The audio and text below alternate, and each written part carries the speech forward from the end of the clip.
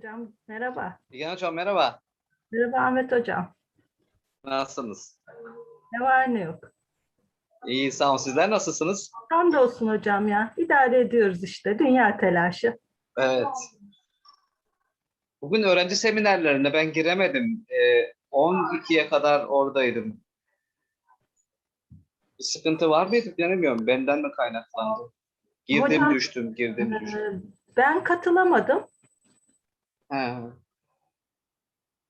Ya sıkıntı vardı çok. Ses gelmedi, görüntü gitti. Böyle çok uzadı da. Ha, Daha vallahi. 12 idi sizin öğrenci yoktu daha sistemde.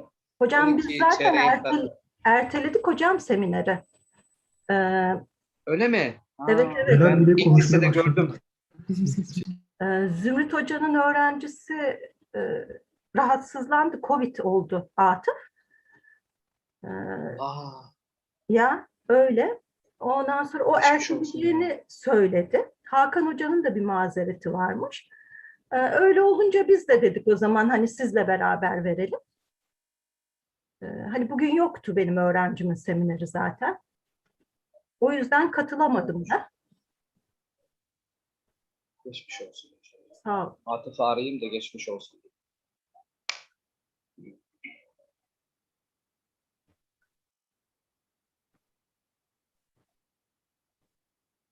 Hocam Yakup mu sunacak? Yakup. Yakup sunacak değil mi? Bildirdiniz. Evet, hazır zaten. Tamam, bekliyor. Merhaba hocam. Merhaba. Merhaba Yakup. Yakup merhaba. Merhaba. Başlayabilir miyim? Ee, Mehmet Hoca ya da hani bizi yönlendirecek bir görevli katılacak. Onu bekledim ben ama saat de 2:30 oldu.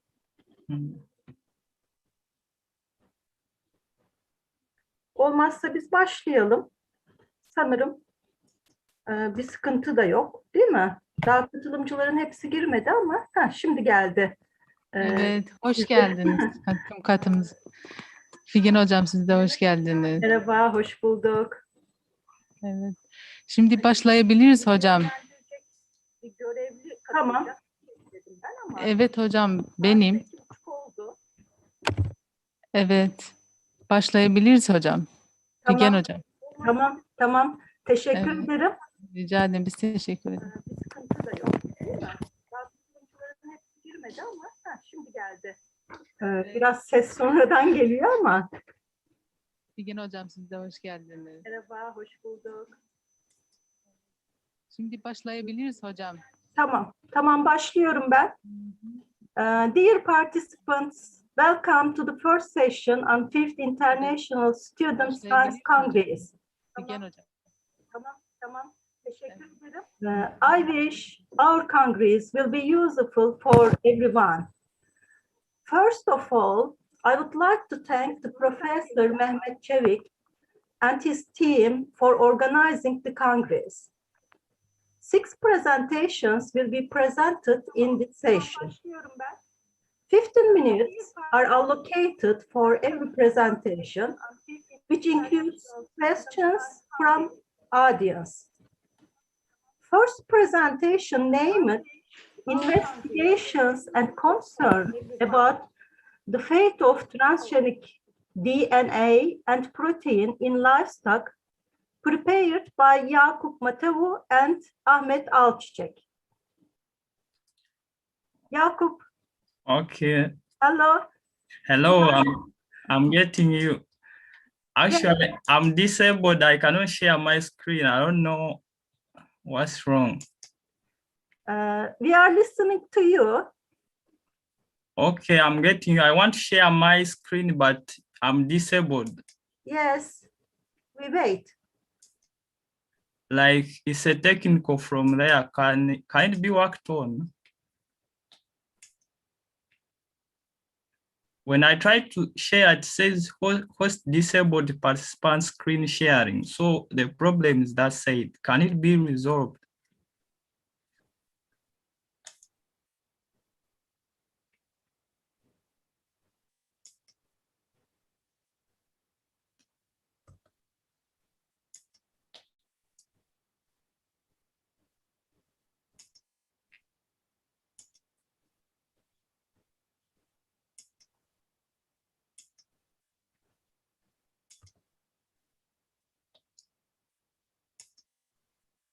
Okay, it has come now.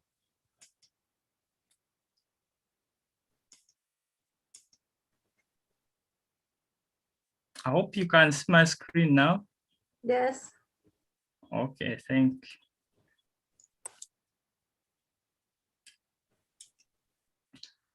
Okay, good afternoon, everybody who has come to this seminar. I'm called Jacob Matovu, and to present this work with my supervisor, that is Ahmed Aushek. And our topic is about investigations and concerns about the fate of transgenic DNA and protein in livestock. Since we don't have time, I'll begin. Actually, let's get to understand what are genetically modified plants. As you can see this diagram on this side, it shows how genetically modified plants are made. First of all, this involves genetic engineering, whereby a specific genome is inserted into another genome of individual interest. Then through this process, through this process of genetic engineering and involving cell culture, we can come up with a plant that is called genetically modified plants. And their use actually came to the word, like the word started using it more in 1996. Before, they were not commercialized due to the increasing population. So there was need of plants that could provide enough food to this growing population. So the word came up with these genetically modified plants because they can produce enough food like for this growing population. However, their use has come up with different concerns. You know, when a different gene, which is the annexonous gene, when it's introduced into a plant that are consumed by animals and plants, there are concerns that have come out like toxicity, halogeneity, and environmental concerns that involve like changing the diversity of a certain species. These species may become extinct. So their fate is a matter of concern to plants, to animals, and humans that consume these plants. However, there are a lot of controversial studies about the fate of the transgenic DNA. Some studies show that there is no these DNA that are completely degraded like plant DNA, that they cannot end up in animal tissues, fruits, or blood. And others have come out to show that there are some linkage of these fragments of the transgenic DNA into animal tissues like blood, organs, or human consumed products like milk and meat. So our aim was to assess the likely transfer and accumulation of transgenic DNA shock proteins from transgenic feed to animal samples. And our methodology involved in evaluating the available experimental scientifically published studies. Our results, we came up with 4 experimental studies, and 42% of these studies have reported that there is positive detection of transgenic DNA stroke proteins either in the tissues, organs, fluids, GIT digester, this is gastrointestinal tract digester, or products like milk and meat. And you know, the detection is done by either by DNA based method that involves the PCR method, or a protein-based method that involves, for example, using ELISA. And this is just an example of a PCR multiplex that involves analysis whether there is genetically modified sequence in a certain sample. This is just an example of a PCR method. So let us see in poultry. With these studies we have evaluated, we found out that in broilers, plant genes were detected in the GIT digester, in the liver and blood, according to these studies. So this table was adopted from Ruhot et al. In 2008, which involved feeding of genetically modified soybean, which is soybean transgene and the control, and genetically modified maize transgene and with the control. So when they were fed to broilers, and results came out that 3 of the samples showed presence of genetically modified gene sequences of soybean in 3 samples of the liver of the broilers. So this shows that surely there is transfer of these transgenic DNA into animal samples. So that one should be noted. When we go to pigs, we have seen that fragments were detected in blood, liver, spleen, kidney, and the GIT digester, according to these studies. Let us at this figure. This figure was extracted from Maza et al. 2005, and this consisted of feeding different diets to these pigs. This is a control diet, had no genetically modified feed that was included into the diet. In the test control, there was inclusion of genetically modified maize in the diets that were fed to the pigs. This CRY1AB, this is a gene that is genetically inserted into maize. So this is a genetically modified gene. And these are control genes that can help Zain and SHAR2. These are just control genes that are normal genes that can help in identification of this genetically modified gene. We can see that these are different extracts of blood, spleen, liver, kidney, and muscle. When we look at this CRY1B, 1AB, which is a genetically modified gene, in the control, there was the genetically modified feeds wasn't included in the control. When we look at the test group, we can see that it tested positive. This gray box shows positive identification, and the white one shows a negative identification. So you can see that in blood, there was a positive detection of this CRY1B gene. Even in spleen, we can see that some samples tested positive. We can see in the liver, also some samples tested positive.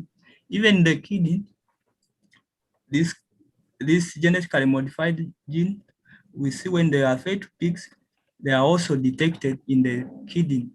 Even we can see in the muscles, in this extract, the 3rd extract, we can see that there are some fragments that were detected, meaning that there is a possibility of transfer of this genetically modified DNA or proteins into animal tissues or organs. So we go to direct cattle. Different studies have been performed and detections have been seen, like in digester, feces, rumen fluid, meaning that these fragments can survive the rumen digestion. Anyone could think that due to the mechanical activity of the rumen, these DNA fragments couldn't actually persist, survive, but still we can see that there are some fragments that were detected within these samples. In another study which evaluated meat from cows that were fed genetically modified soybean and genetically modified maize, showed presence of sequence of genetically modified soybean and maize in milk.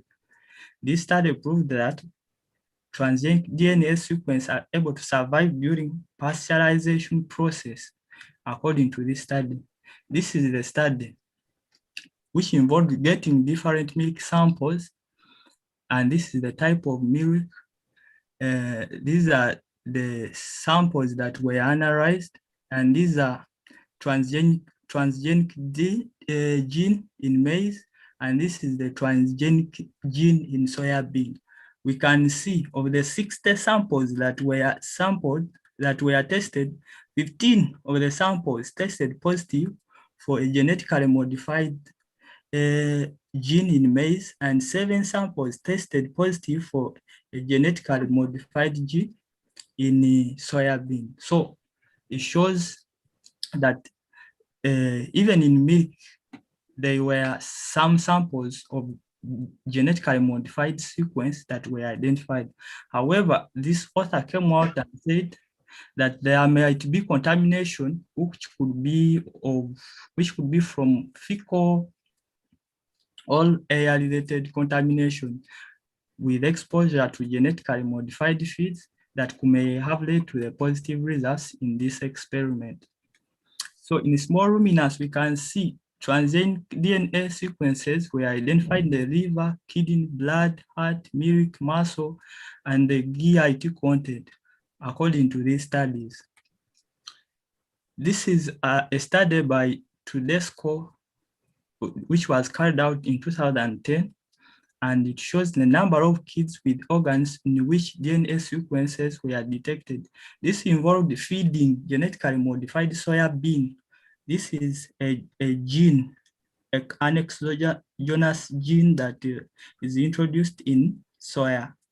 We can see that in the treated, we see 2 kids when they took blood samples tested positive, even in the muscles, even the kidney, liver, and in the heart. They tested positive for the presence of this transgenic DNA when genetic soybean was fed to these kids.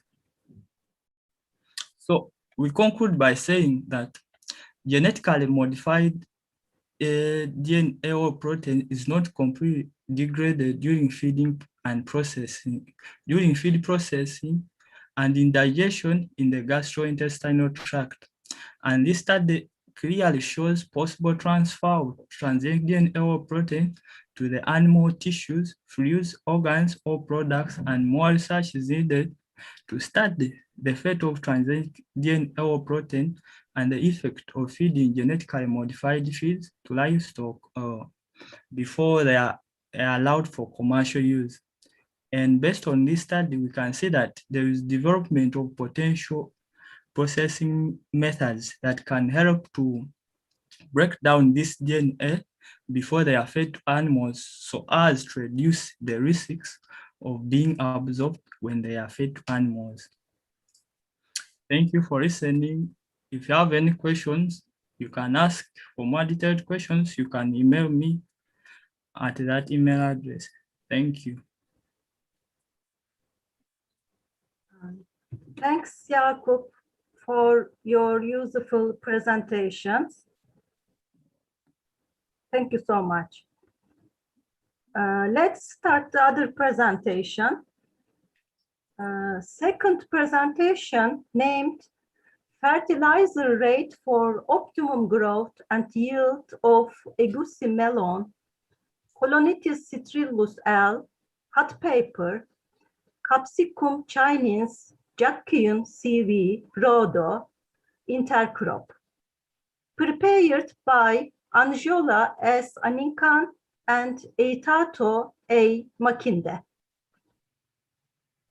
Are you here? I'm here, ma'am. Good day, everyone. Hello. Hi. We are listening to you. Can you enable share screening? I mean, screen sharing.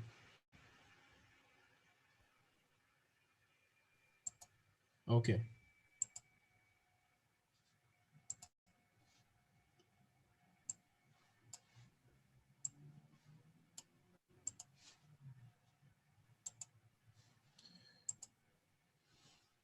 Good afternoon, everyone. My name is Angela Samson Aninko. I'm a master's student in the Department of Horticulture at Ege University. This research work was carried out in fulfillment of my Bachelor of Agriculture degree at the Department of Horticulture at Federal University of Agriculture, Abeokuta in Nigeria in 2017/2018 planting season. The title of the study is Fertilizer Rates for Optimum Growth and Yield of Egusi Melon and Colocytus cinchillus and hot pepper in an intercrop, carried out in conjunction with my research supervisor at the time, Professor Itayo Adekunle Makinde of the Department of Horticulture. First, I would like us to get familiar with the key words of the study. Hot pepper, Capsicum chinense, is a medium-sized corrugated pepper which belongs to the family Solanaceae, and it is quite important, a vegetable in the tropics, and as a matter of fact, is the world's second most important vegetable after tomato. Nigeria produces 50% of total production in Africa, and according to the Food and Agriculture Organization of the United Nations 2019 report, Nigeria produced 753,116 metric tons from total area of 9,715 hectares. Egusi melon, on the other hand, Colocytus citrulus, is an oilseed vegetable that belongs to the Cucurbitaceae family. And in Nigeria, it is cultivated over an area of 361,000 hectares with yield of about 347,000 tons per annum. These two vegetables are quite popular in Nigeria as they are, popularly used as condiments in soup and some other food preparations. The system of cultivation with which this study was carried out, which is intercropping, is a practice of growing two or more crop species together for at least the portion of their respective productive cycle. The crops are planted sufficiently close to each other so that interspecific competitions may occur. It's a form of polyculture using companion planting principles, and it is a practice often associated with sustainable agriculture and organic farming.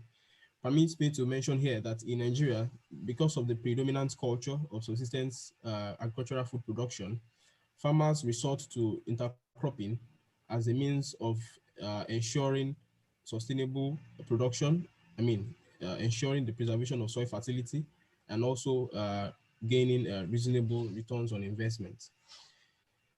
However, be that as it may, NPK fertilizers still have a very strong hold in the agricultural food production sector in Nigeria as much as in most parts of the tropics. But the use of these chemical fertilizers as a supplemental source of nutrients has been on the increase. Be that as it may, they are not applied in balanced proportion by most farmers, as reported by Okonwo et al. In 2012. Therefore, the aim of this study is to focus on the effect of fertilizer rates on the yield, or the growth and yield of egusi melon and pepper in intercrop. The objective is to establish the optimum NPK 15/15 fertilizer application rate for the growth and yield of egusi melon and pepper in intercrop. The experimental materials used in this study. The experiment commenced when the rains were steady for 2017 planting season, and it ran through the beginning of the dry season. That was roughly between April 2017 to October of that same year. The seeds were extracted from identified Capsicum chinense pepper fruits in order to obtain true to type seedlings, and the seeds were raised in the nursery for a period of 6 weeks. Soil nutrient content analysis was carried out from samples collected from the experimental site at 15 centimeter soil depth. Also, the melon seeds were sourced from the local market. The experiment was laid out in a randomized complete block design with 5 treatments and 3 replicates. The plot size was 3 meter by 3 meter with a 1.5 meter gangway around each plot to reduce interplot effect. The treatments, as mentioned earlier, were fertilizer application rates of 100, 200, 300, and 400 kilogram per hectare, with 0 kilogram per hectare fertilizer application plots used as control. In total, we had 15 experimental plots.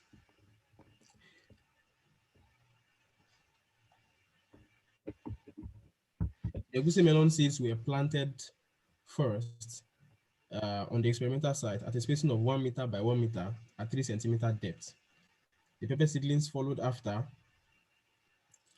at 1 meter by 0.5 meter spacing. After 2 weeks, the two crops have been established on the experimental site. Fertilizer was weighed and applied at treatment rates to each treatment plot on a wet soil so as to avoid desiccation of the growing plant tissue due to the hygroscopic nature of the NPK 50/50 fertilizer.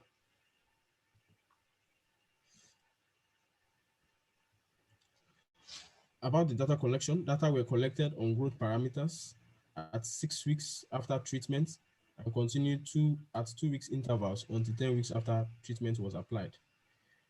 Growth data for egusi melon include vine lengths, number of leaves, number of vines, and leaf area. The leaf area here was calculated using the linear model according to Wawa in 1985, which gives the area as minus 30.53 plus 7.43x, where x in this equation stands for the mid-rib length of the central lobe. This is the experimental site at 10 weeks after the two crops in the intercrop has been established. As you can see, the pepper has started to fruit at this stage, and the melons pods were at a very sizable development. The data were collected for pepper growth on plant heights, stem girths, and leaf area. The stem girths data was collected by measuring the girths with a vernier caliper at 10 centimeter from the soil level. And also the leaf area was determined by using linear equation described by Salau et al. In 2008, which gives the leaf area as 1.5 plus 0.65 times the length and breadth of the leaf. Also, days to 50% flowering for both pepper and egusi melon were determined by counting the number of days from sowing to when 50% population flowered. Yield data on egusi melon was taken at 16 weeks after the egusi melon seeds has been sold. And the time for harvesting of the egusi melon was determined by index described by Ijoya et al. In 2012 as when the leaves turned yellowish and fell off with stem drying, which were signs of senescence and crop maturity. The dry seed yield was at kilogram per hectare was determined by measuring weight of seed yield per unit area of each treatment plot. As you can see, these are the broken egusi melon pods. After the pods were broken, it was left on the experimental plot for the pod to decay so that we can extract undamaged egusi seeds. These were the seeds after extraction for weighing. For pepper yield data, ripe pepper fruits evidenced by red coloration and size increase were unpicked at 5-day intervals, counted and weighed. Weights of fruits per plot were measured from random samples of fruits on a plot. The fruit yield was determined by measuring weight of yield per unit area of each treatment plot. This was the pepper at about 10 weeks after transplanting. They were collected at intervals of 5 days and were weighed. After the data on growth and yield has been collected, the data were subjected to data analysis, making use of the analysis of variance and the least significant difference to separate the means at probability level of less than 0.05. These were the results obtained from the experiment. Number of pepper leaves and average leaf showed significant difference from 6 weeks to 10 weeks after transplanting. the average leaf area of pepper did not show significant difference at 6 and 8 weeks after transplanting. However, at 10 weeks after transplanting, the average leaf area of pepper showed significant difference among the applied treatments. Egusi melon number of vines, vine length, and number of leaves and average leaf area, were also documented. And according to this table, the number of vines, vine length showed significant difference among the treatment levels, while the number of leaves and average leaf area were similar. Coming on to the yield data, yield parameters of pepper, that is the total fruit yield and the average fruit weight per plant, showed significant difference among the treatment level, with treatment level of 400 kilogram per hectare having the highest yield of 4.69 tons per hectare. The yield of egusi melon also showed significant difference on the number of pods per hectare and dry seed yield per hectare, with the highest pod being realized at 400 kilogram per hectare of fertilizer application, and the highest seed yield, that is weight of seed yield, also realized at 400 kilogram per hectare of fertilizer application. From the findings of our study, we were able to discover that there was increase in the growth and yield of egusi melon and pepper from 100 kilogram per hectare of NPK fertilizer up until 400 kilogram per hectare of NPK fertilizer. And this finding correlated with the findings of Ayodele et al., who, as earlier reported in 2015, of a linear increase in yield with increasing nitrogen fertilizer application. Lawal et al. In 2007 also found out that the yield of pepper declines when the same fertilizer rate was applied the following season, which suggested that the practice of consistent chemical fertilizer application is not sustainable. Also, seed yield per hectare also increased with increase in fertilizer rates, and it reached a peak at 400 kilogram per hectare of NPK, according to, and this was in agreement with the results obtained by Ekwere et al. In 2013. After the study, the findings of the study, we hereby concluded that the growth and yield of pepper and egusi melon in intercrop increased with increasing fertilizer rates up until 400 kilogram per hectare of NPK 1515. However, the various fertilizer inputs in the intercrop favor more of the yield of pepper than that of egusi melon. It was therefore recommended that more studies should be carried out on various inorganic and organic fertilizer application rates to ensure the optimum rate for growth and yield of egusi melon and pepper intercrop, and to also preserve the natural fertility of the soil while doing so. These are the selected references. Thank you so much for listening.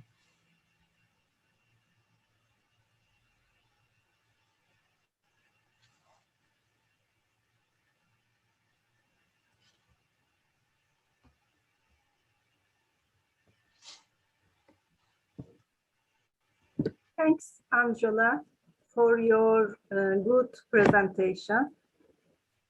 Thank you. You're welcome. It's my pleasure.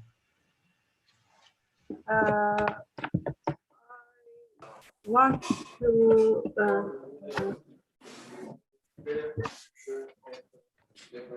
start other presentations. Now, current presentation named Change in Soil Properties and Grape Yield after Sawdust Application to Vineyard in a Semi-Arid Region, prepared by Lelenda Florent Kebalo and Sezai Delibajak. Are you here? Yes, I'm here. Yes, I'm here. Can you enable the screen sharing, please? Yes.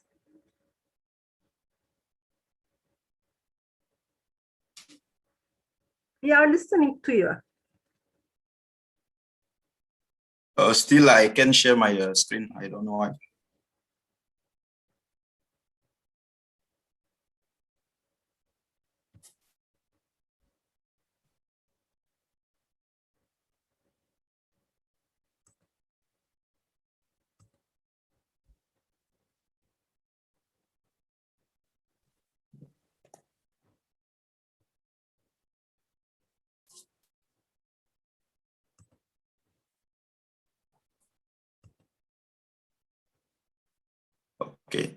is okay.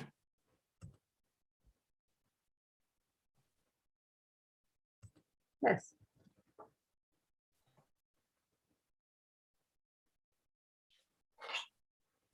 Okay, can you see my screen?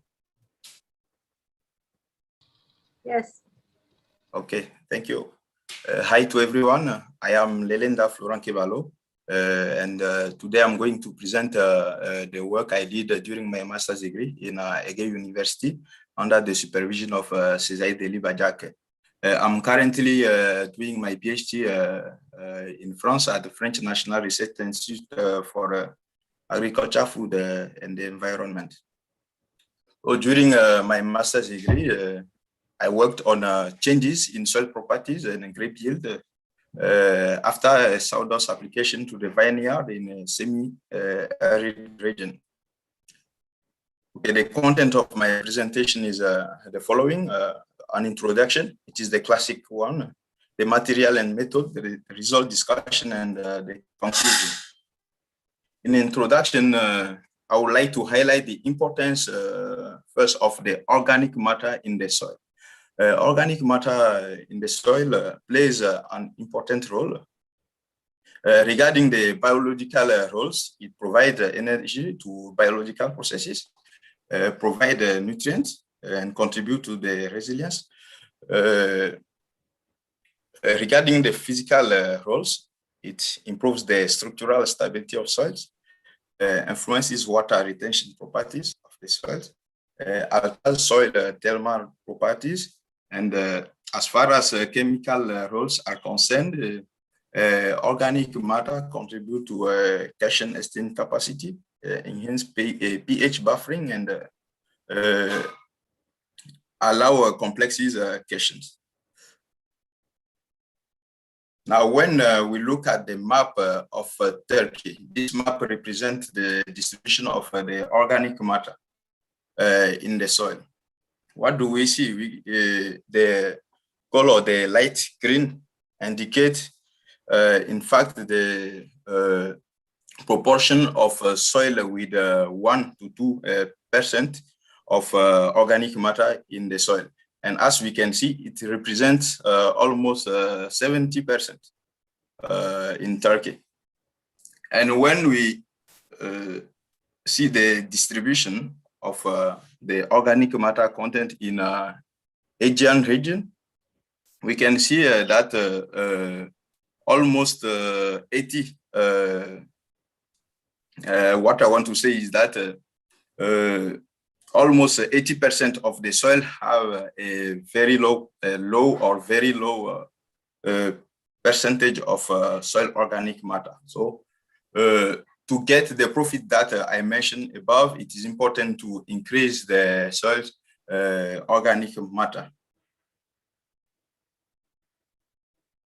One material that is interesting and that could be valorized in agriculture is the sawdust. Large amount of wood chips is produced in the world. As an example, in United States, almost 160 million tons of sawdust was produced in 1997. And in Turkey, we can see the presence of sawdust timber producing companies in almost every district. These sawdust or wood chips, they are quite the same, they are generally used for pellet fuel plants, chipboard factories, wedge and flooring production facilities. But they can also be used in agriculture for food production. By doing so, we are contributing to a circular economy by closing the nutrient loop.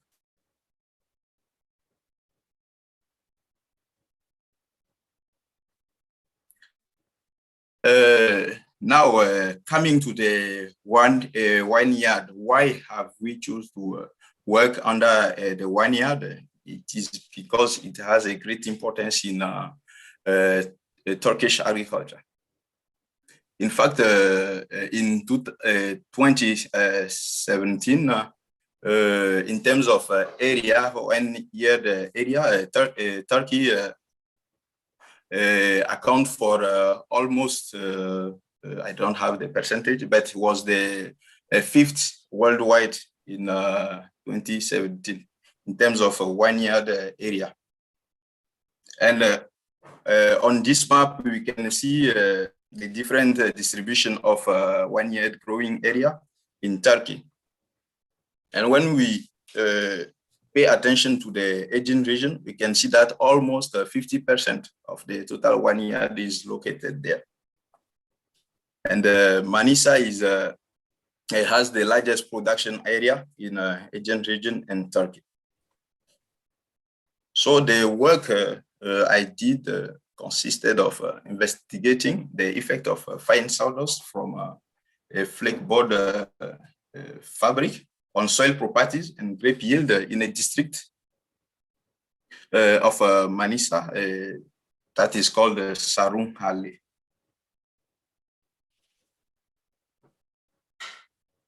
So the experimental field, the experiment was carried out in Sarunghale, as previously mentioned, on in a vineyard that belongs to a farmer. And the soil characteristics of the vineyard are presented in this slide. The texture is a loam soil. Now the sawdust that I used during my experiment was collected from a flakeboard fabric called Yıldız Entegre. And on the right of the slide, we can see the fine structure of this sawdust used, and the characteristics are presented in this table. As we can see in this table, this sawdust contains a lot of nutrients, and the other characteristics relies on the high organic matter content, the high electrical conductivity. But one point was the CN ratio that was quite high.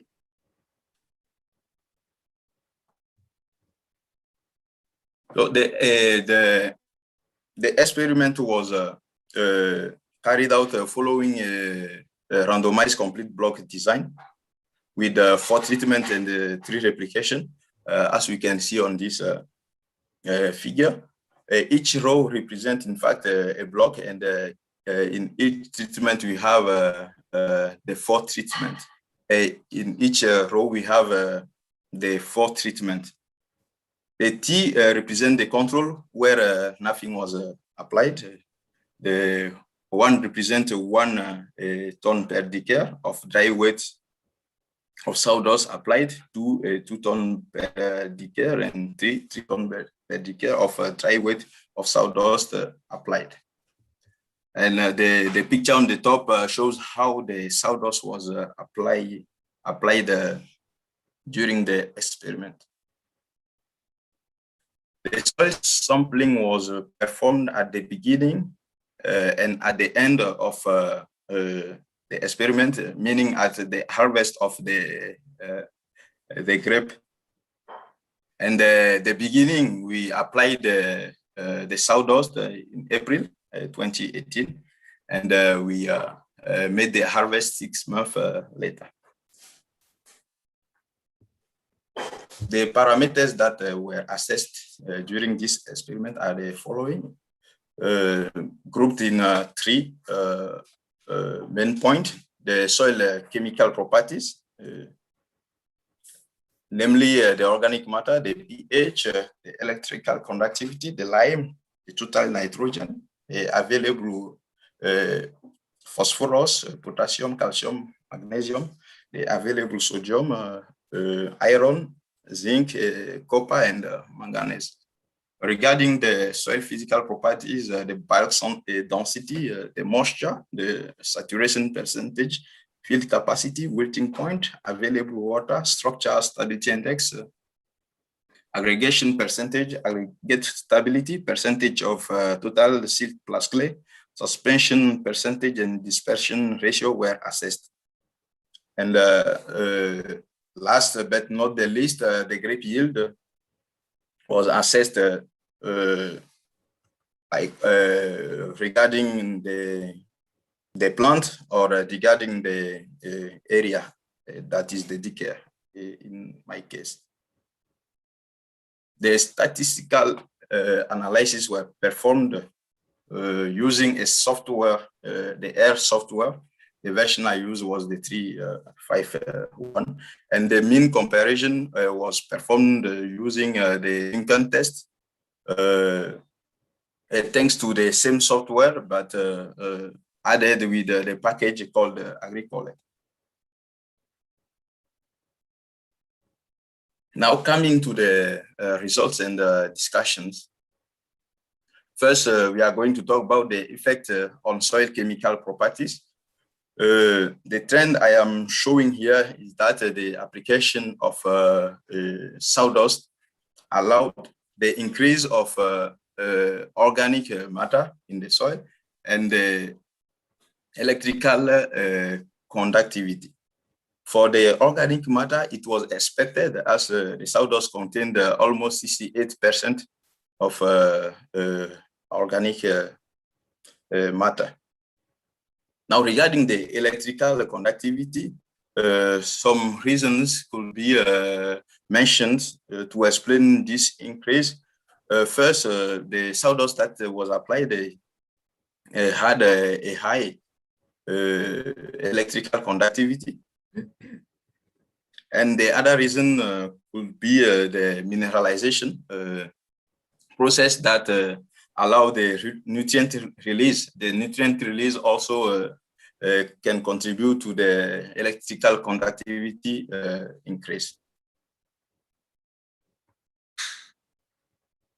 The application of the sawdust also allowed the increase of the total nitrogen, the available phosphorus, potassium, calcium. And the reason could also be attributed to the sawdust content. As we saw previously, the sawdust itself has had a certain amount of available nutrients. And the other reason could derive from the mineralization process that allowed the release of nutrients.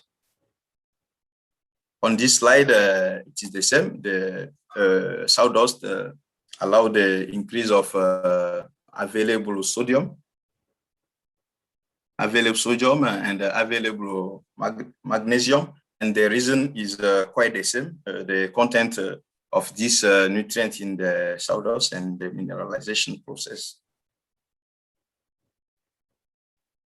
And also for these three nutrients, namely the available iron, the available zinc and manganese, the same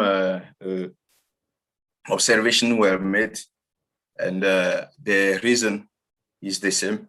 The sawdust, they are contained in the sawdust, and they led to the increase of this element in the soil as they were added to the soil. Conversely, the soil pH decreased, and this could be attributed to two reasons. First is that during the process of mineralization or the composition of organic matter, some organic acids are produced. So those organic acids led to the decrease of the pH.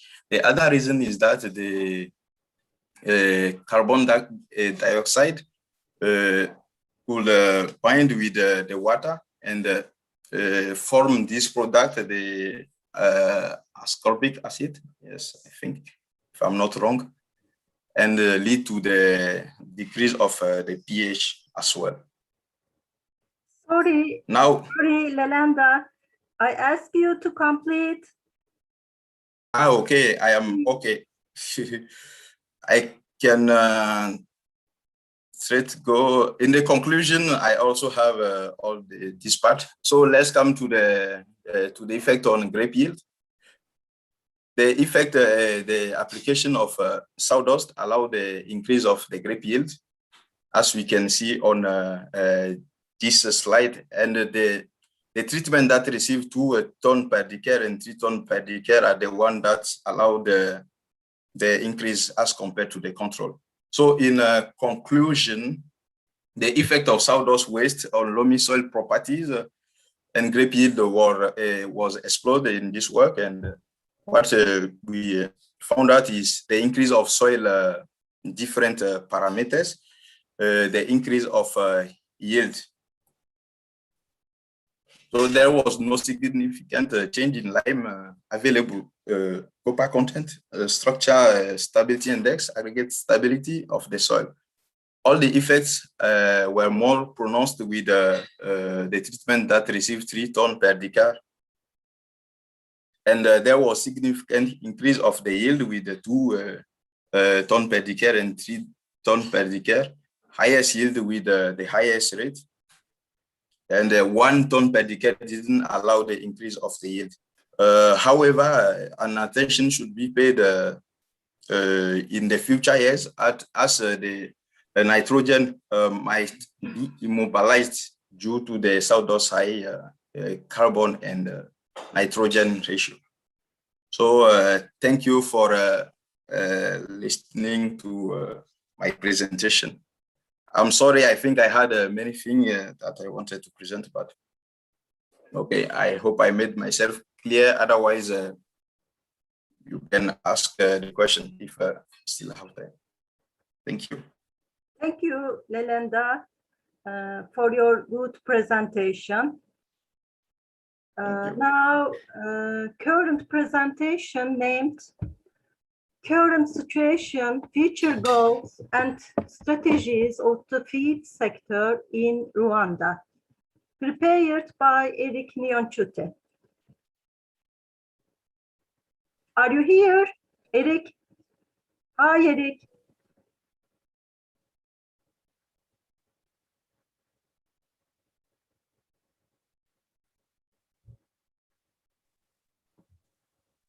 Hello. Hello. Yes, I'm here. Yeah. Merhaba. Merhaba, Eric. Uh, Yes, we are listening to you. okay, thank you. Let me share my site. Can you start?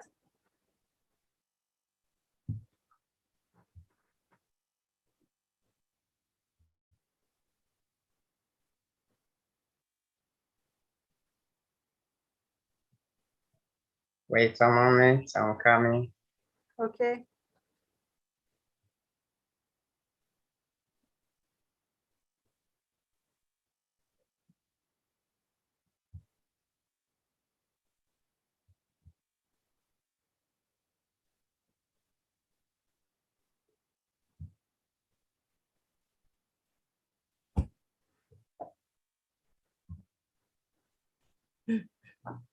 Hello.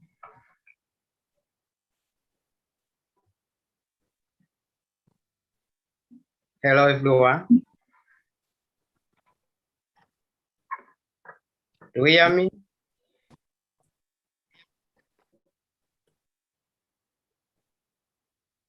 Yes, we can hear. Okay, thank you. I'm Eric Nyonshuti. I am from Rwanda, and I would like to talk about current status, future goals, and strategies of the Rwandan feed sector. Before I start this presentation, I would like to thank Prof. Dr. Gen Kripina for his contribution to this presentation.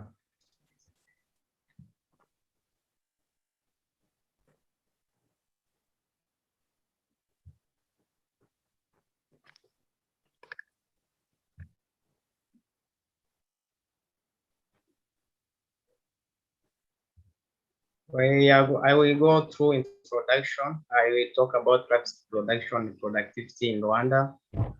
We'll see challenges of Rwanda feed sector, strategies to strengthen feed sector, and then conclusion and recommendations will be given.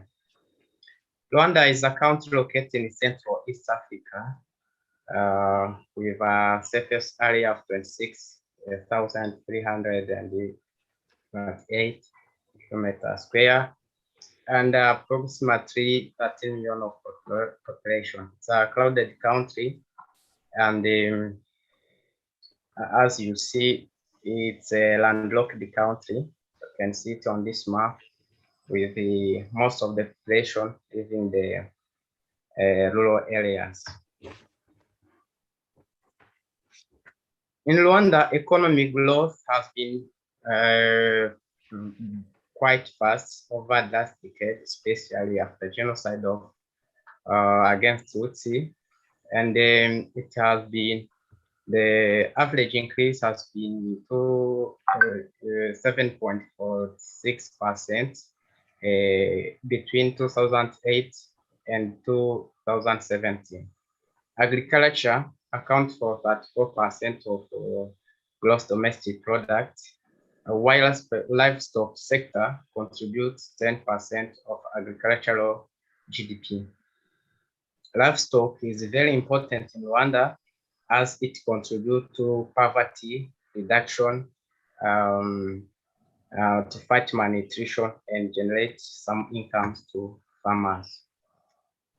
In Rwanda, livestock is produced through three main production systems that are extensive, which is a traditional system, semi-intensive, and intensive or zero grazing system, with this one, zero grazing system, being the most prevalent one. This table illustrates Rwandan livestock population and meat production in the years 2013 and the year 2019. As you can see, most of meat production in Rwanda is coming from beef or cattle, and followed by pigs or piggery, pork meat, and then chicken meat. Chicken sector has been the fast growing sector in recent years. In comparison to the other countries in the East Africa, and even with Turkey, as you see on this graph chart, our production is still below, and regardless of the effort that has been done, there is a big gap, a huge gap between Rwanda and Turkey. So still we have a long journey to go. Also, in terms of animal product consumption, we don't consume a lot. As you see on those figures, they are very below to FAO nutritional recommended consumption of animal product food. As you see in the 2000, for example, in 2019, world average annual poultry meat consumption per capita was almost 15 kg, while in Rwanda it was only at 0.2 kilogram.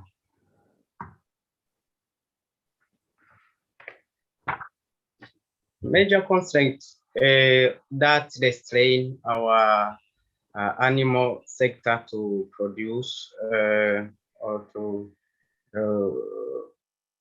meet the market demand are the shortage of land, and especially for forage cultivation, scarcity and low quality of feedstuff, insufficient animal structure, some disease, lack of breed stock, and the exotic breeds have low adaptability to I mean this one, exotic breeds normally for cattle, most of the population of dairy cattle is made of indigenous cows.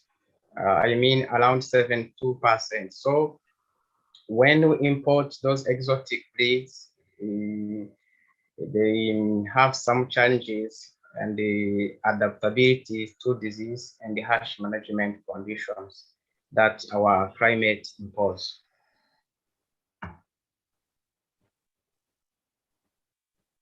Most of the feed resource used in ruminant nutrition are napier grass is the most used, roadside grass, Anisotum clandestinum also is most used, maize, clover, tatouine, maize and rice plants, silage and hay, which are used at a less extent, banana peels and commercial concentrate.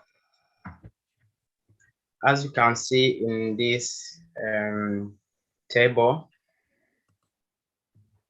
most of the feedstuff that are used in different seasons of Rwanda, you can see pasture, natural pasture are the most used in both dry and wet seasons because they are cheap and very affordable. And in a dry season, maize straw and bean horns are the most used because it's the dry season, it's the harvesting season. In the wet seasons, you can see that contrary to natural pasture, napier grass is the second used.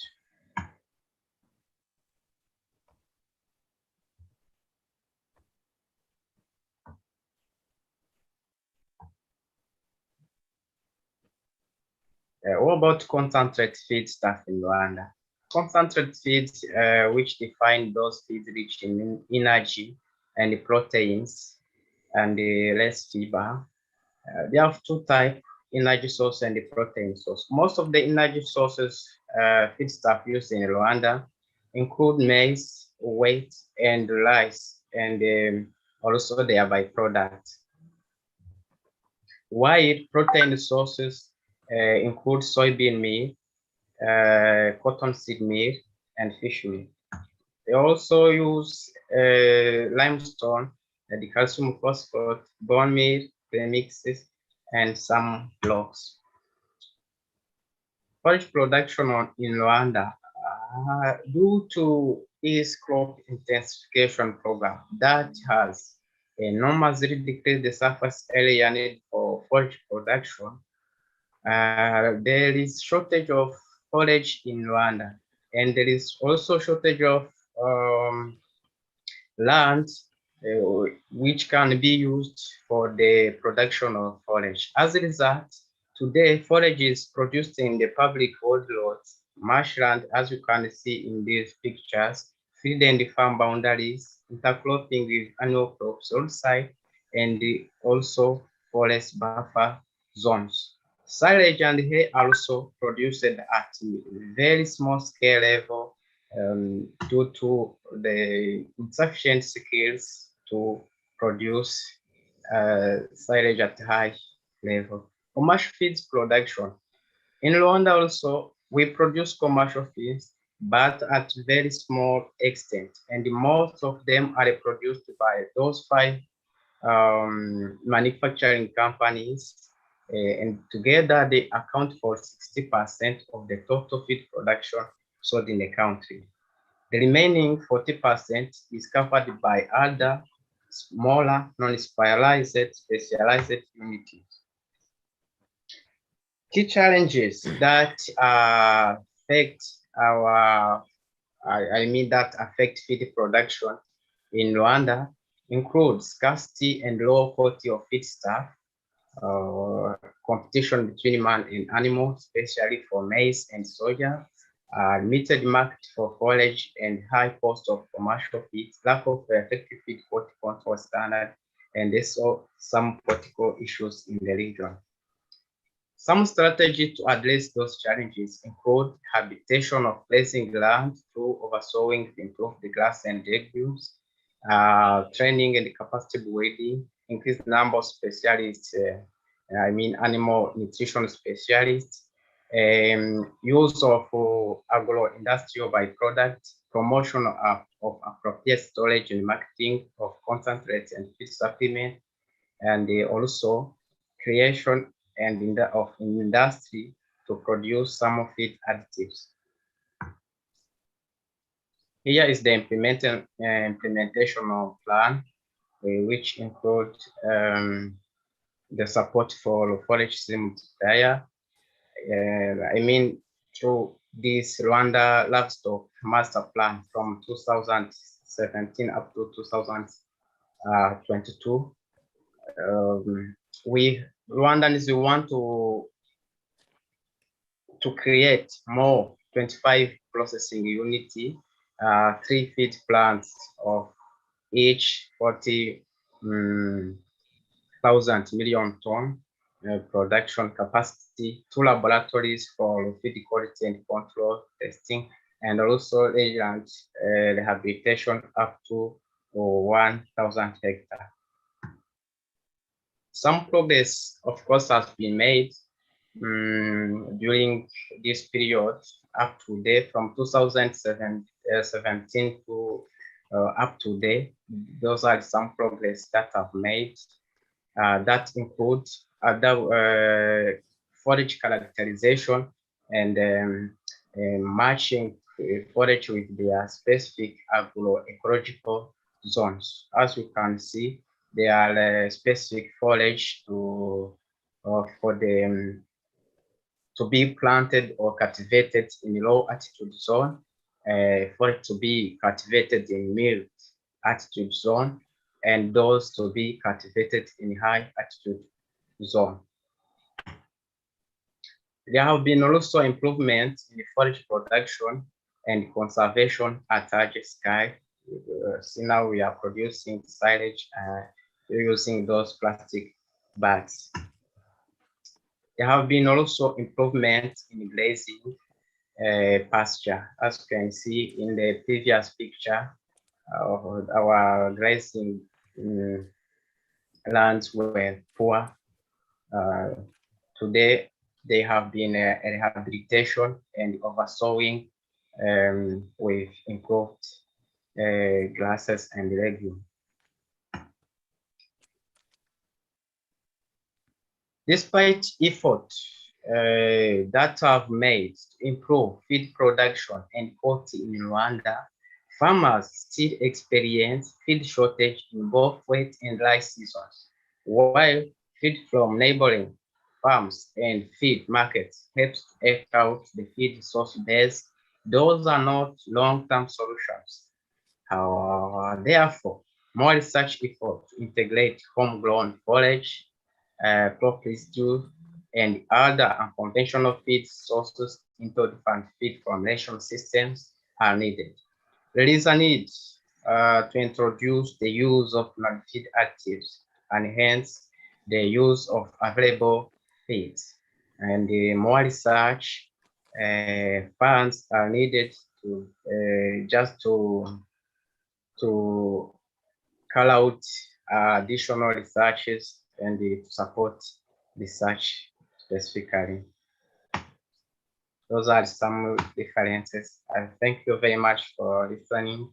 If there are questions or some comments, you're welcome. Thanks, Eric, for your good presentation. Thank you. Let's start the other presentation. Now, current presentation named Application in Ovo Injection of Some Substances for Manipulation of Sex and Improving Performance in Chicken, prepared by Abdul Hüseyin Atayi and me. Are you hear me? Yes, hocam. Hi. Merhaba hocam. Merhaba. Merhaba Hüseyin. Pardon hocam, ben biraz geç bu Zoom ilk kez onu kullandım. Biraz zaman alıyordu. değerli hocam katılabilir miyim? Başlayabilir miyim? Yes, yes. Değerli hocalarım, ben ama Türkçe dili onu sunum hazırladım. Bu nasıl fark etmez hocam? Fark etmez Türkçe ya da İngilizce. İstediğin dilde yapabilirsin. Sıkıntı yok. Bu sunum Türkçe yazdım, bu yüzden Tamam, şimdi Türkçe Türkçe yazdım. sunabilirsin. Sorun yok. Tamam. Ben onu paylaşacağım.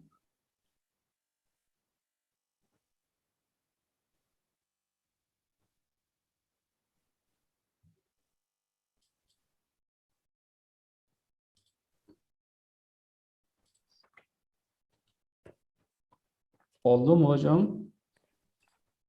Evet. Yes.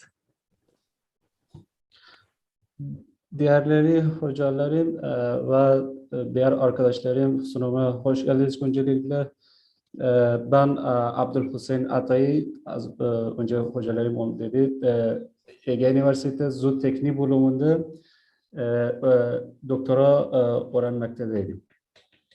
Benim konum yumurta içi enjeksiyon tekniği ile uygulamanın bazı maddelerin civcivlerde cinsiyetin manipülasyonu ve performans üzerinde etkilidir. Broiler büyüme hızının artması nedeniyle büyüme süresi azalırken kuluçka süresinin uzunluğu değişmemiştir. Sonunda olarak kuluçka döneminin toplam yaşam döngüsüne oranı %20'den %40'ya yükselmiştir.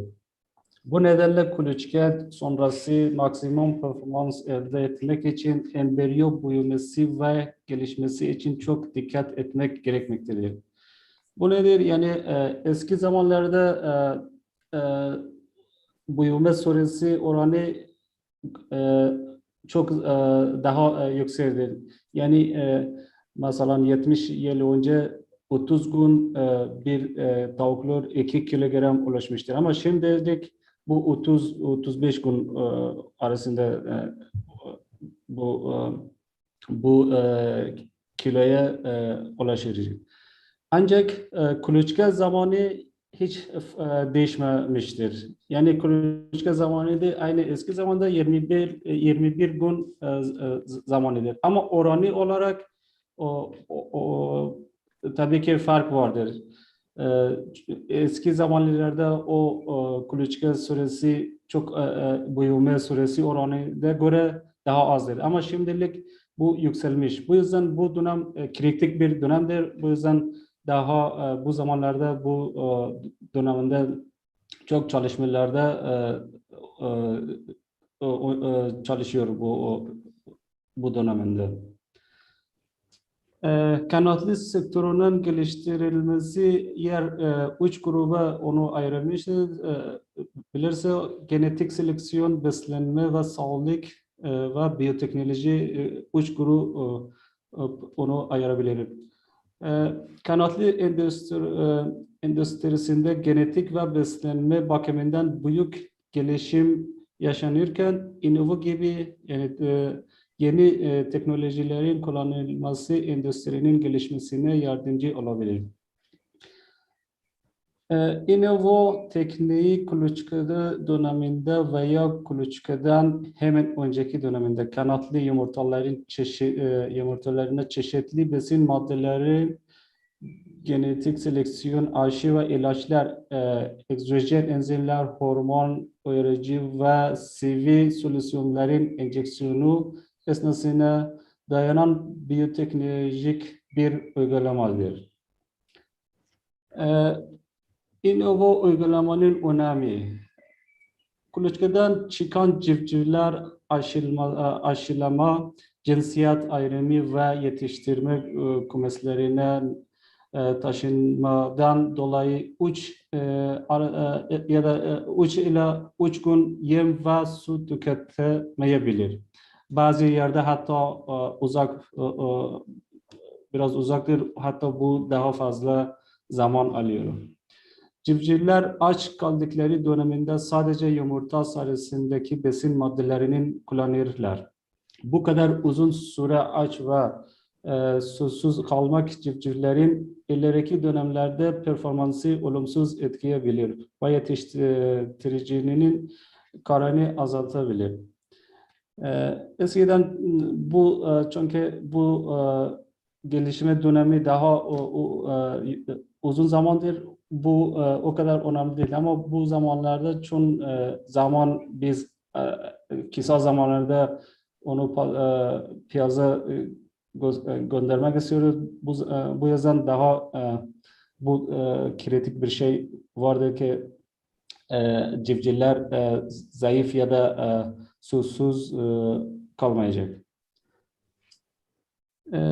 İnova uygulamaların başlangıç yer bu alana ilk bilimsel araştırma Sharma ve Burmester beyaz leghorn'dan marek hastalığına karşı inova aşılama tekniği kullandıkları çalışmaların oluşmuştur. Daha sonra besleme alanları inova besleme tekniği UNI ve Ferket 2003 tarafından gelişmiştir. İnova aşı uygulamaları 2009 yılında %85'inden fazlası Amerika olmak üzere Japonya, Avustralya ve Avrupa'da 34 farklı ülkelerde kullanım alanı bulunmuştur. Bu tarih yani bir 10 yıl öncedir. Bu zamanlarda hatta yeni makineleri tam otomat geldi. Hem de ucuz hem de daha kalitesi çok yüksek. Bu yani 34 ülkelerde hatta fazladır. İnova enjeksiyonu nasıl yapıyor? Aşaması nasıl? Bu sadece fotoğraf burada koydum. Ama aşama aynı şekilde de öncelikle temizlemesi lazım. Genelde %70 etil alkol ile temizlenir. Sonra hedef noktaların işaretlenmesi, yani hangi bölge biz onu kullanıyoruz farklı, yani hedefe göre farklı bu kullanıyoruz. Sonra dilek açılması ve sonra enjeksiyon ve sonunda parafin ile onu kapatması. Başka bir şey hatta mum ile ya da bu fotoğraf burada var. Dudak ruju hatta o kullanıldı. İnova için ideal bölge ve zamanı. Bölge zamanı daha burada koydum çok daha önemli. Hatta mesela enjeksiyon dozu miktarı o da önemlidir. Ama o zaten az miktarda kullanırız. Yani 0.2-0.3 miligram çok azdır. Bu yüzden daha enjeksiyon bölge ve enjeksiyon zamanı daha önemlidir.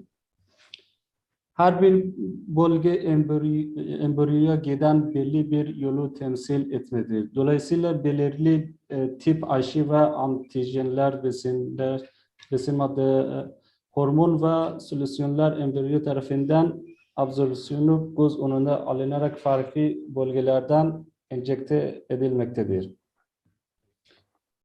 Enjeksiyon bölgeleri, yani az önce dediğim o farklı yumurta farklı bölgeleri kullanılmaktadır. Mesela besin maddeleri daha hava kesesi ya da aşı, embriyo, sarı kesesi kullanılır. Bazı hatta mesela besin maddeleri birkaç bölge beraber hatta kullanabiliriz. Enjeksiyon zamanı çok çalışmalarda var ama genelde yapılan çalışmalarda inova enjeksiyon kuluçka döneminde uç zamana onu daha ayarlandı. 0-7'ye kadar 8-14. günü ve 15 ila 25. günü uygulanmıştır. Ama genelde aşı enjeksiyonu için inkübasyon 18. ve 19. günleri en iyi sonuç veriyordu. Besin enjeksiyonu için inkübasyonun 17. ve 18. günleri ve cinsiyet tayini için ya da onu manipülasyon ya da değiştirmek için en iyisi 4. ya da 5. günüdür. İnevo avantajları ve performansları. İnevo beslenmenin iskelet ve bağışıklık sisteminin gelişimini, civcivlerin çekiş öncesi aşılanması, sindirim kapasitesinin artırılması ve bağırsak gelişiminin sağlanması, çekiş gücünün artırılması, ilk hafta ölümlerin azaltılması, kas geliştirilmesi artırılması ve çekiş sonrası canlı ayrılık ve yemden yararlanmanın iyileştirilmesi gibi birçok farklı amaç için bu teknik kullanılmaktadır. Ayrıca hormonal sistemi ve cinsiyet manipülasyonu dikkat etki eden maddelerin enjeksiyon çalışmalarda yürütülmüştür. İnevo tekniği ile cinsiyet manipülasyonu. Erkek bireylerde dişlere kıyasla daha hızlı büyümesi, daha iyi yemden yararlanma oranı ve karkas ayrılığına sahip olması, daha az yağlı olması ve vücutlarına oranlara daha az gübre üretilmesi erkek bireylerin önemini artırmaktadır. Bu nedenle özellikle bireylerde önem taşıyabilecek kuluçka esnasında cinsiyet gelişimini değiştirmeye yönelik aromataz inhibitörleri ve testosteron kullanımına dayalı uygulamalar yürütülmüştür.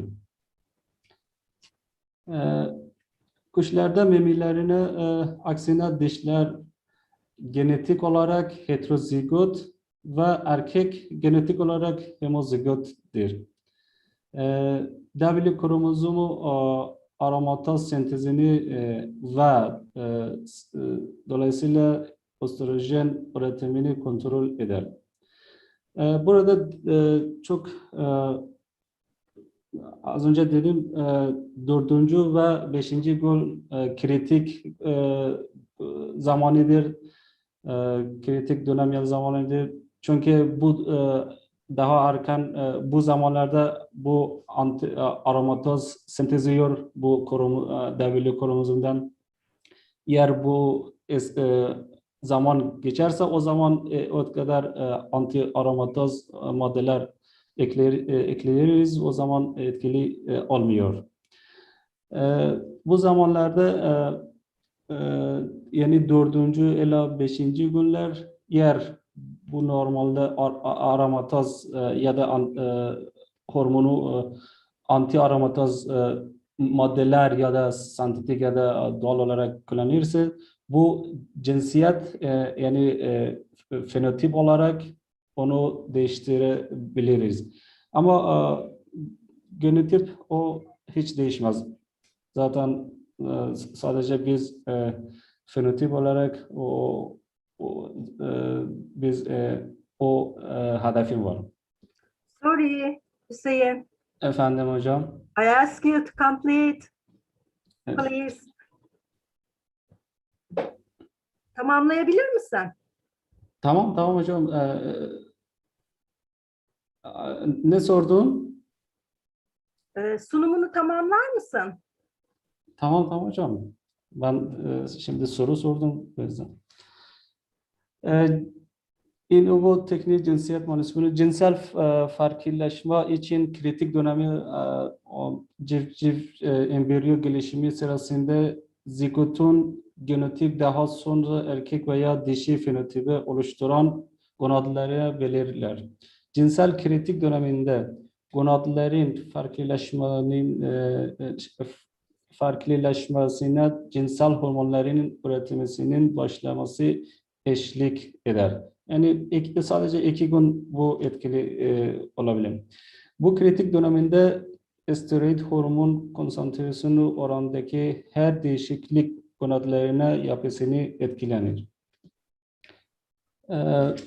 Aromataz kanatlilerinde cinsiyet hormonlarının oranını kontrol etmek için anahtar bir enzimdir.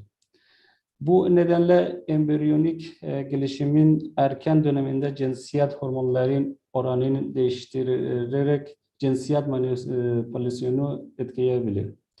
Bu enzim androjenin östrojenlere dönüştürülmesinde katalizördür ve dolayısıyla dişi cinsiyetine neden olur. Buna göre anti-aromataz materyaller androjenlerin estrojenin dönüştürülmesinin engellendiğinden dolayı genetik dişlerde fenotip erkeklerin oluştuğu bildirmiştir. Bu fotoğraf bir makaleden onu çıkardım. Anti-aromataz ile genetik dişlerden fenotipi erkeklerine değiştirmesin. Yani bu zaten dişidir ama fenotip olarak horoz benziyor. Süreyi tamamlayabilir misin? Sunumunu tamamlayabilir misin? Süreyi açtın. Tamam hocam. Lütfen. Tamam. Yapılan çalışmalarda burada var. Sentetik aromataz doğal olarak ve sentetik var. Bu çalışmalarda var. Bitkiler sarımsak, ekstresin, çam planı, domates, sarımsak ve propolis esirgin bir şeyler var.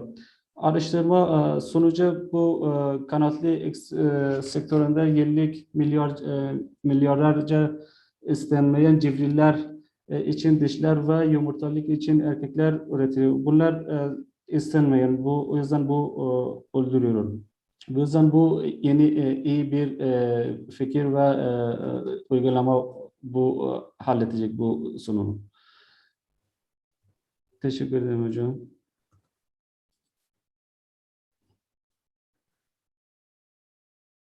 Thanks Hüseyin for your useful presentation.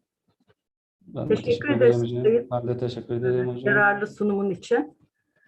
Now final presentation named Hayvanların sağlıklı ve doğal gelişiminin desteklenmesinde yeni bir vizyon, arı ürünleri.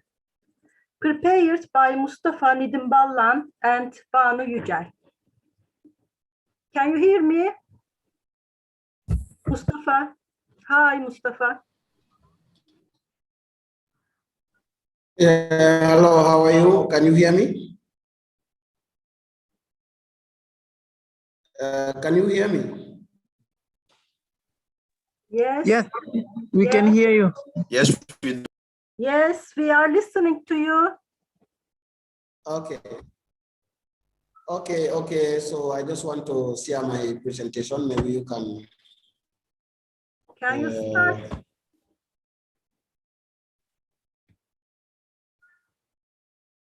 Okay, is my screen on?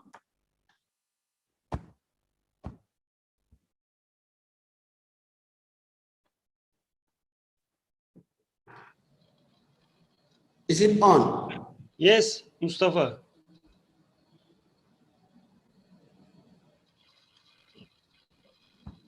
Okay, sorry because I have a little bit bad connection here, so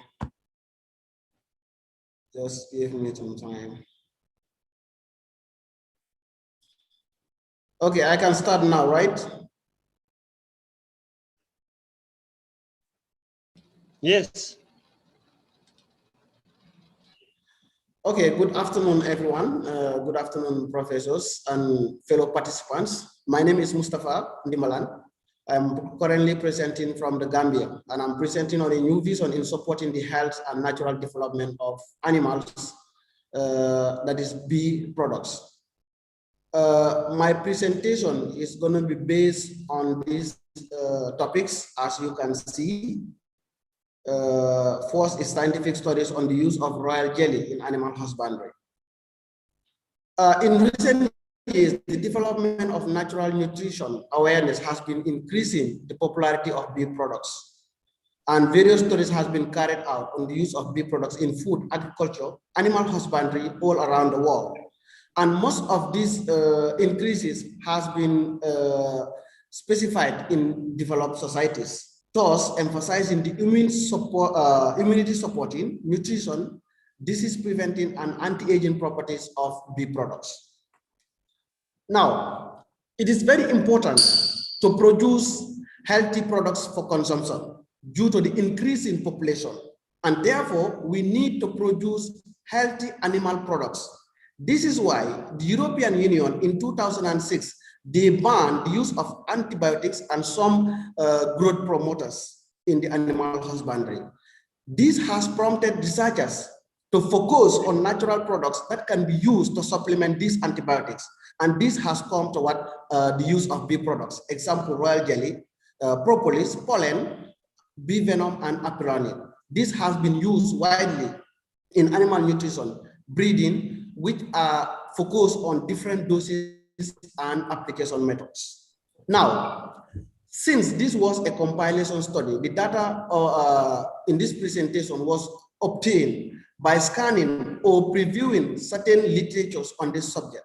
And most of the materials consist of national and international scientific articles, statistics and reports, which are used in bee products, the use of bee products in livestock sector, which was based on scientific understanding. Now, we will start with scientific study on the use of royal jelly in animal husbandry. Now, when we talk about royal jelly is normally secreted by young worker bees from their hypopharyngeal glands. And when you check its composition, it has an approximate of 66% of water, carbohydrate, lipids, and other minerals.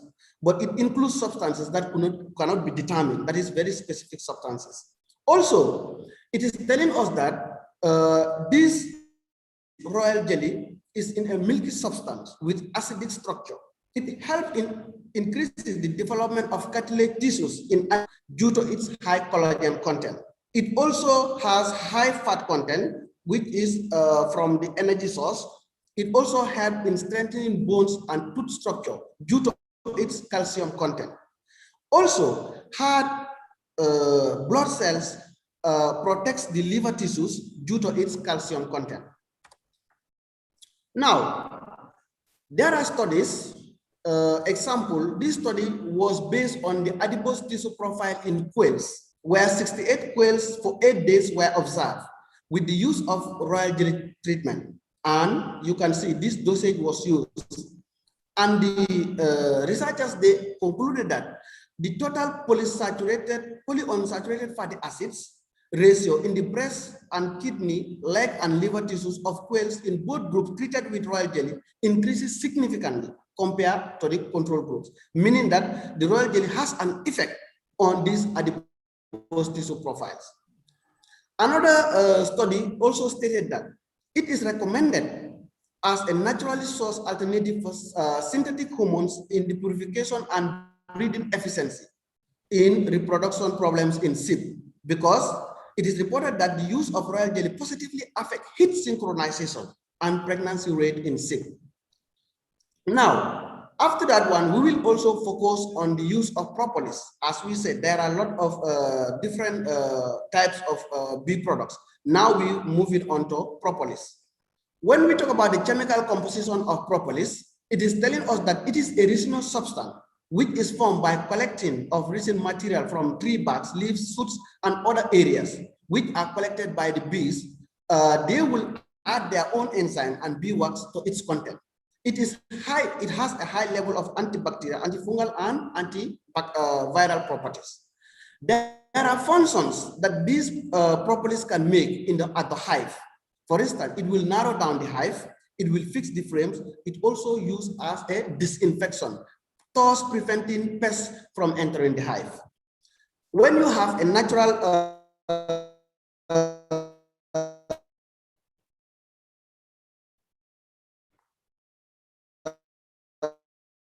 this thing, propolis, it contains 55% of plant resin and seed.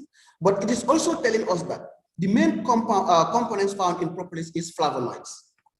Now we will focus on the usage of propolis on poultry, its effects on poultry, and we'll start with layers.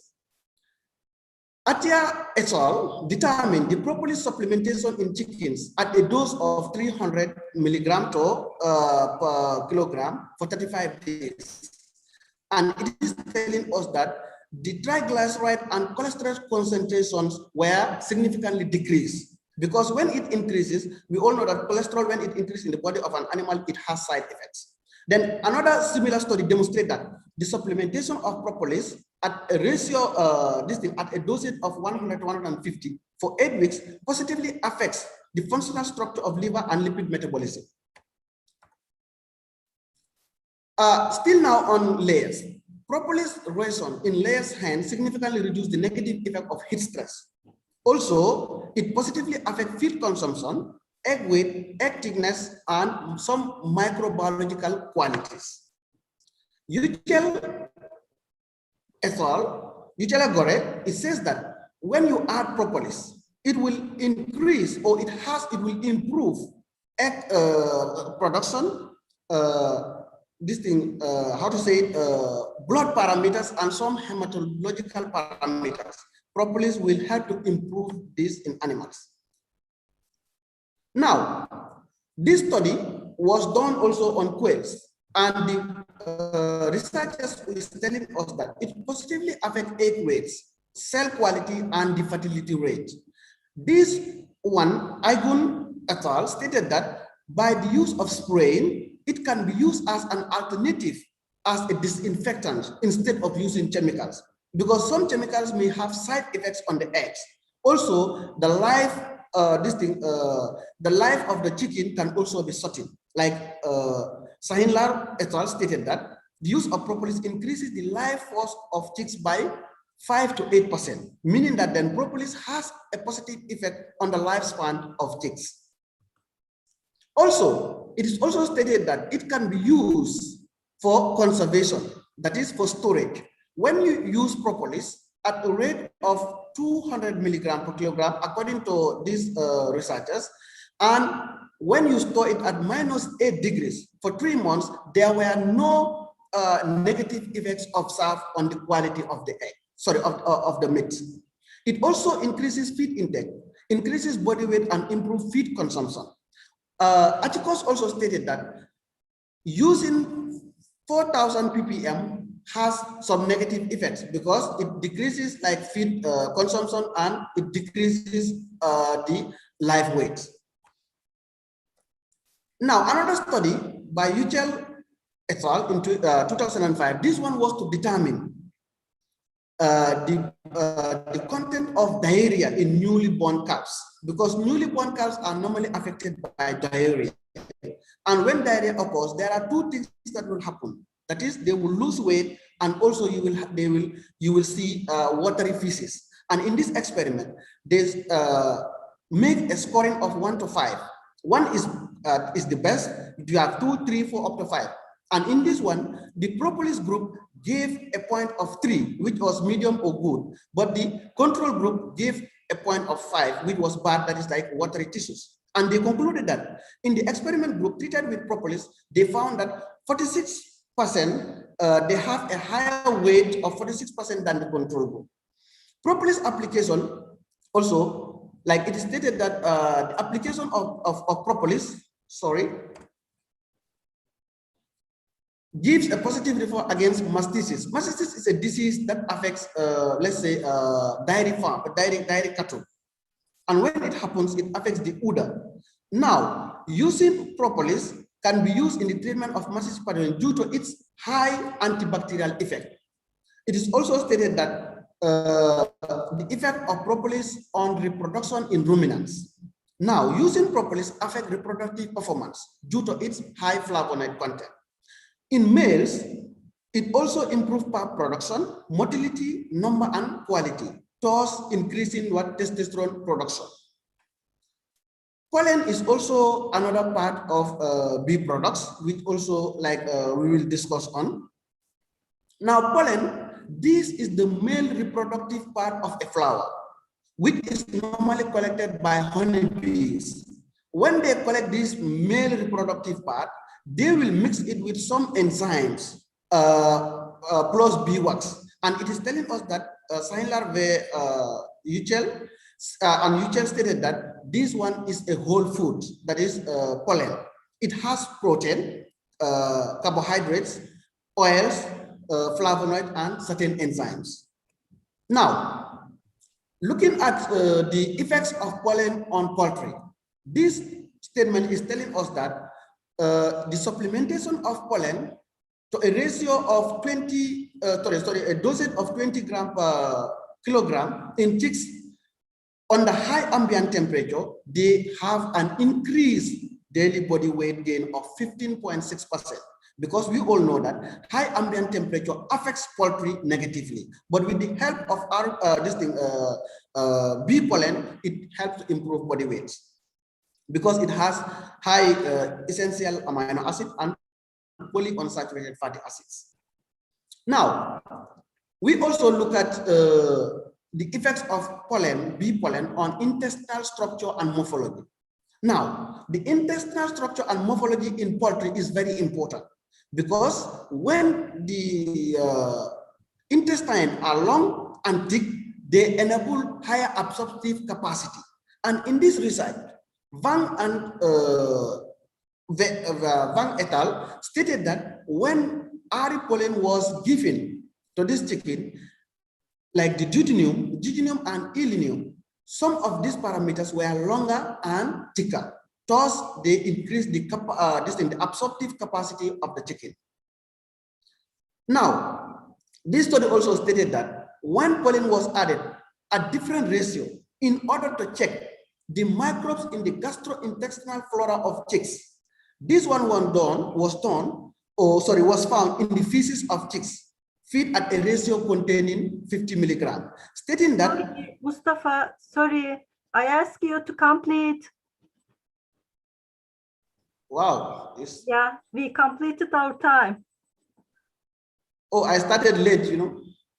Okay, now we look at this table. This table is stating that like the effects of bee pollen on immunity, as we can check this table, when pollen was given, like looking at these cells, it improves the immune organs, phagocytic activity will increase, and thus it will increase the immunomodulatory activities.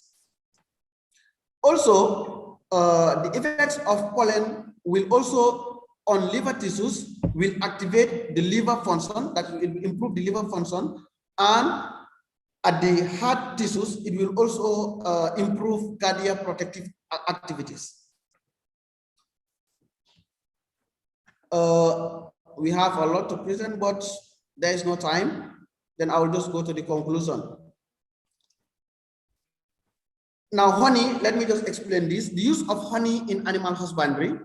Honey has been used for 1,000 years, and mostly it is used due to its apitherapeutic properties in the treatment of skin inflammation, necrotic tissues, and other burns. Now, looking at these two images, now this is SSD, this is antibiotic chemical, and this is the use of honey, meaning that honey is more effective than chemicals. That's why this reporter stated it provides a faster and higher quality recovery than synthetic chemicals.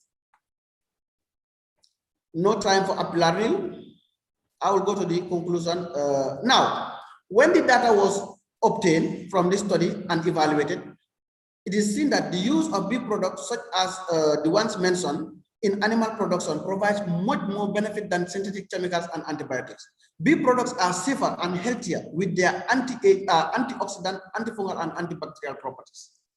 Compared to synthetic chemicals, these natural bee products are more healthy, but has no side effects. However, the use timing and amount of this product vary depending on the animal species. Therefore, based on research articles on the use of bee products and supplements, it can be assumed that these natural feed additives should be promising alternative to antibiotics. Multidisciplinary studies should be conducted to determine the nature, quality, quantity, and variety of bee products to be used in animal husbandry. And this potential should be determined by in vitro and in vivo studies.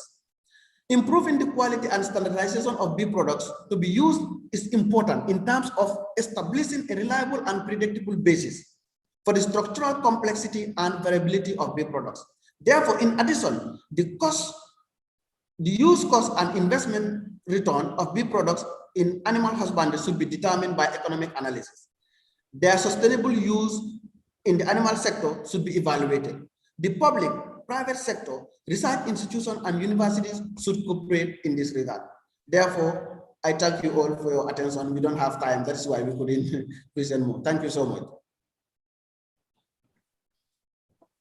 Thanks, Mustafa, for your useful presentation. Dear participants, our presentations have been completed successfully. Unfortunately, we completed our time.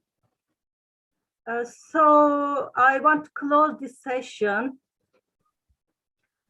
I would like to thank the Professor Mehmet Çevik and his team for organizing the Congress again.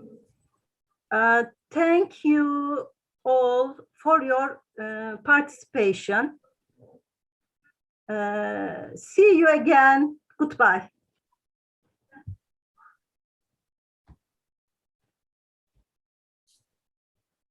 Thank you.